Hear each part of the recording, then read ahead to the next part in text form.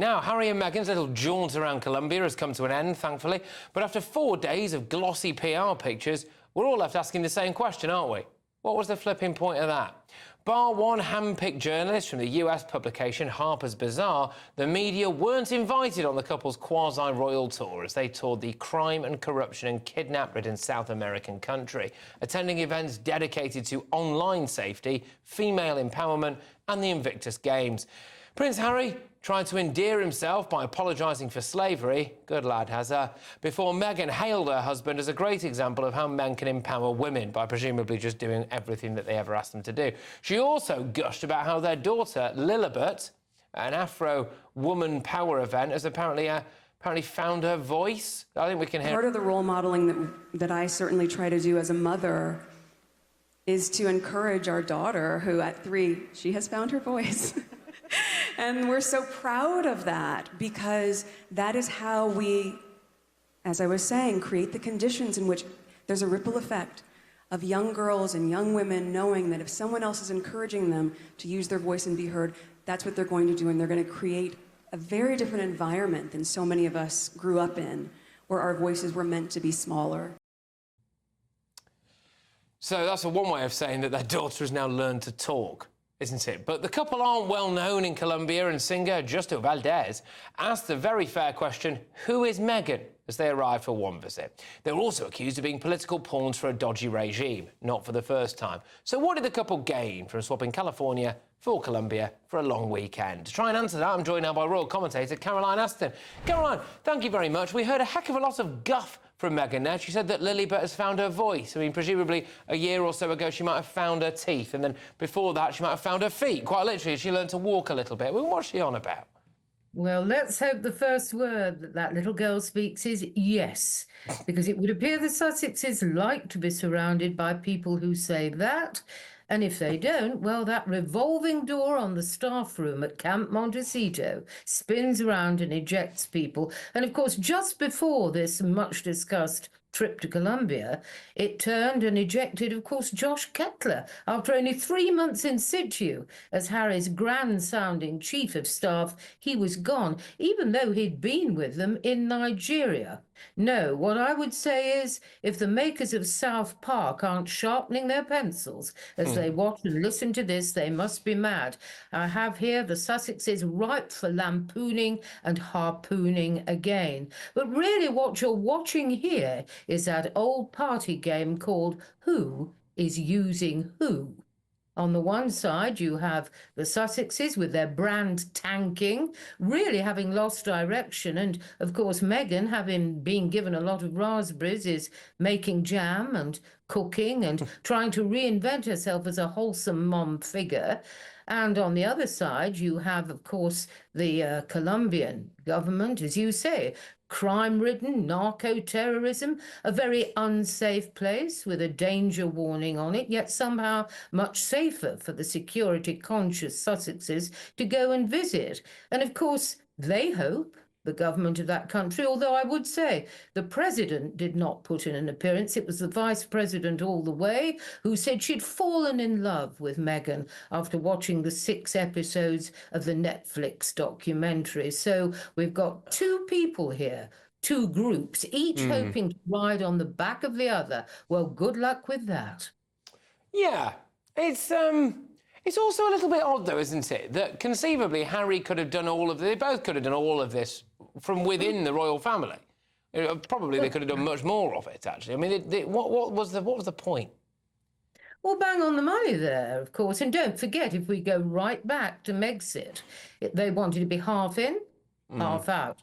Half in, I suppose, when you wore tiaras and uniforms. Good photo opportunities there that would enhance a brand they were hoping to build in royalty-fascinated America. And ever since then, there's been a kind of huge case of sour grapes. We didn't get what we want. We're going to go our own way. I happen to think they might just be exploiting the gap on the balcony, as it were, of the depleted royal family. They know that the numbers are down. What an ideal time to get out there and show the world how they could have done the job had they deigned to share their gifts with us. Yeah, well, I dare say that that could be it. And I think going, especially in focusing on the Afro side of the Colombian country there, I think really emphasising, this is the kind of thing that Meghan Markle might have been able to offer to the royal family on the world stage in perhaps a way that Wills and Kate can't. But can I just bring us slightly closer to home and talk about Prince Andrew, actually, because... all right, because the King appears to be stepping up pressure on Prince Andrew to leave the Royal Lodge after axing the private security guards who provide protection at the residence. So Buckingham Palace has refused to comment, but the issue was reportedly a hot topic as the pair spent the weekend together in Balmoral, I can imagine. So, I mean, look, assuming this is true, is the King right to stop funding Andrew's security and perhaps other aspects of his lifestyle? Well, at the root of this lies the problem that you have this huge house worth about £30 million or so, Royal Lodge, that desperately needs renovation. Now, Andrew can't afford to pay for that himself, so the King is really saying, come on, I need you out. There's this beautifully renovated, modernised place, Frogmore. Go and live there and we'll sort Royal Lodge out. But I happen to feel that the one thing that Prince Andrew always used to cling to, that Times used to say, my mother, the Queen, my mother, that meant so much to him, his royal status. And basically all he's got left now is the sign on the door of his house, Royal Lodge. That's why he clings to it, in my opinion. It's what it says on the tin. Yeah. No, Caroline, really insightful stuff, actually. I hadn't really necessarily thought about that. I thought that maybe he just liked it because it was big. But I think, yes, absolutely, the status side of it. And, now if he's out, and, let's be honest, I think if Charles gets him out of there, he probably won't let him back, will he? So, there we go. Well, look, thank you very much for that. Great to have you on. The Duke and Duchess of Sussex have finished their quasi-royal tour of Colombia. Continue around the South American country, the Duchess of Sussex said that their daughter, Lilibet, has finally found her voice at the age of 3, no doubt talking about climate change or feminism. And speaking on a panel at an Afro Women and Power event, Meghan Markle said she was so proud that her daughter has found her voice and, of course, feels empowered. But joining us now is the former royal correspondent Michael Cole. Not former royal correspondent, present-day legend Michael Cole. Michael, let me ask you this question. Most of Colombia didn't seem even aware this tour was going on. Those who were aware didn't particularly care. What was the point of it? Well, back in California, where no doubt they're having a healthy breakfast this morning, the Sussexes will be reflecting on their semi-royal tour of Colombia and counting it a success. And in their terms, of course, it was. They were met by people who were delighted to see them. Nothing went wrong. As you've said, they ticked all their boxes. She wore some very nice, expensive outfits. And it was quite a show. And there's no doubting the star of the show. And there she is, smiling, permanent smile. You can't get away from it. She's to the manor born. In fact, actually, to the palace born. She would have been a great asset had she chosen the wider stage, the bigger stage, Buckingham Palace, could have given her, instead of scooting off to Canada and then to America. The prince looked a little bit more hesitant, or diffident even, but when he was with children planting trees and drumming drums, and with his wounded veterans who go to the entirely admirable Invictus Games, which he set up, he looked happier. What was it all about? I think we're entitled to ask that question. Meghan, at one stage wanted to work for the State Department, the American Foreign Office, and she did a stint down in Buenos Aires, in Argentina, in the embassy there, and she speaks Spanish.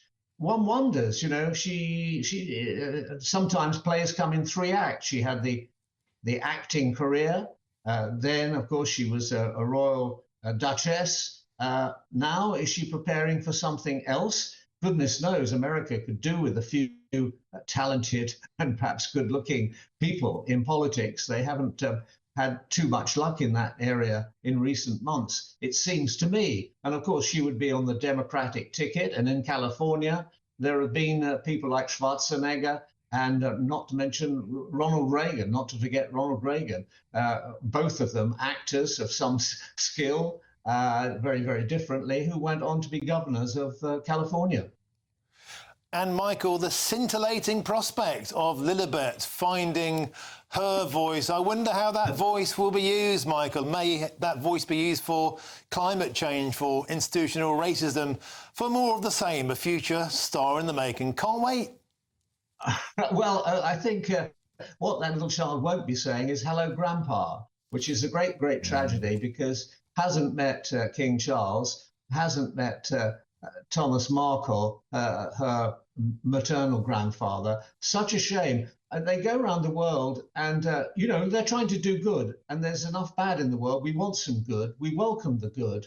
But it's not enough to say children and mothers good, slavery and online bullying bad, victors' games wonderful. You've got to actually take that home. You've got to actually live that life. You've got to bring it into your own family. And if you can't make bridges within your own family, what hope have you got in making bridges to other communities, other faiths, other beliefs?